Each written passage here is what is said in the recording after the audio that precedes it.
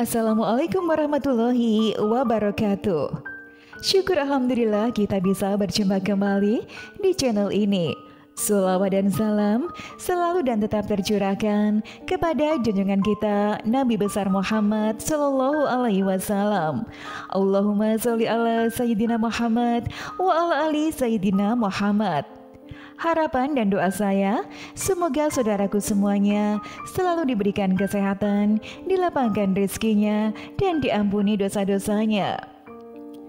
Setiap orang mendambakan hidup di hari tua yang damai dan tenang.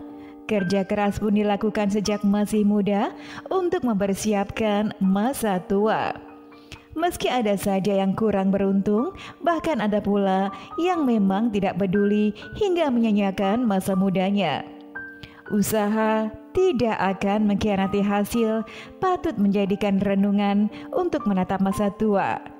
Segala sesuatu yang diusahakan untuk masa tua tentu akan menuai hasilnya. Namun, mereka yang tidak beruntung di masa tua bukanlah tanpa sebab. Biasanya, berbagai faktor yang dilakukannya di masa muda membuatnya susah di masa tuanya. Namun sebelum lanjut, kita ingin mengingatkan kepada Anda semuanya untuk jangan lupa subscribe channel ini dan aktifkan juga loncengnya. Like dan share video ini sebanyak-banyaknya, dan mari kita sama-sama bangun channel ini dan menyebarkan syiar Islam ke banyak orang. Sahabat beriman, mereka yang tidak beruntung di masa tua biasanya banyak mengabaikan hal-hal penting di masa mudanya. Padahal itu merupakan kunci hidup sejahtera di masa tua. Untuk itu, ada beberapa ciri orang susah di masa tuanya yang patut menjadi perhatian. Berikut adalah rangkuman ciri-ciri orang yang susah di masa tuanya. Yang pertama adalah menggampangkan utang. Ciri-ciri pertama orang yang susah di masa tua adalah menggampangkan utang. Orang seperti ini menandakan dirinya tidak memiliki tanggung jawab. Bila ia seorang muslim, tentu paham betul pentingnya membayar hutang, sebab hutang sangat jelas disebutkan dalam Islam. Sekecil apapun hutang harus dibayar. Dalam sebuah hadis yang berbunyi, ruh seorang mukmin itu tergantung kepada utangnya sampai utangnya dibayarkan. Hadis riwayat At-Tirmizi dan Ibnu Majah. Yang kedua adalah hidupnya suka boros. Boros merupakan perilaku kebiasaan berlebihan dalam menggunakan uang untuk memenuhi keinginan yang tidak terlalu penting dan hanya untuk bersenang-senang saja.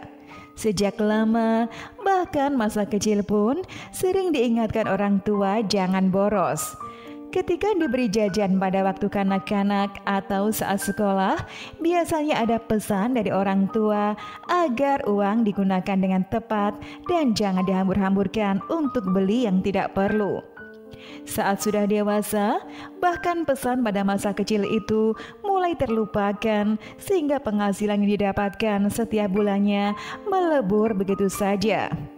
Bahkan biaya kebutuhan primer pun bisa tidak terbayarkan karena tidak adanya perencanaan keuangan maupun tabungan serta dana darurat. Yang ketiga adalah pemikirannya menghabiskan uang hari ini, besok masih bisa dicari lagi. Pola pikir seperti ini dipastikan akan menjerumuskan orang dalam kesengsaraan. Ia hanya berpikir untuk hari ini saja, besok masih bisa dicari lagi. Lalu, apa ada bedanya pemikiran seperti itu dengan apa yang dilakukan seekor binatang mencari makan? Ia hanya berkutat mencari makan untuk hari saja. Esok hari kembali melakukan hal yang sama dan begitu seterusnya. Tentu orang seperti ini tidak memiliki tujuan hidup sehingga sudah jelas masa tuanya akan menjadi susah.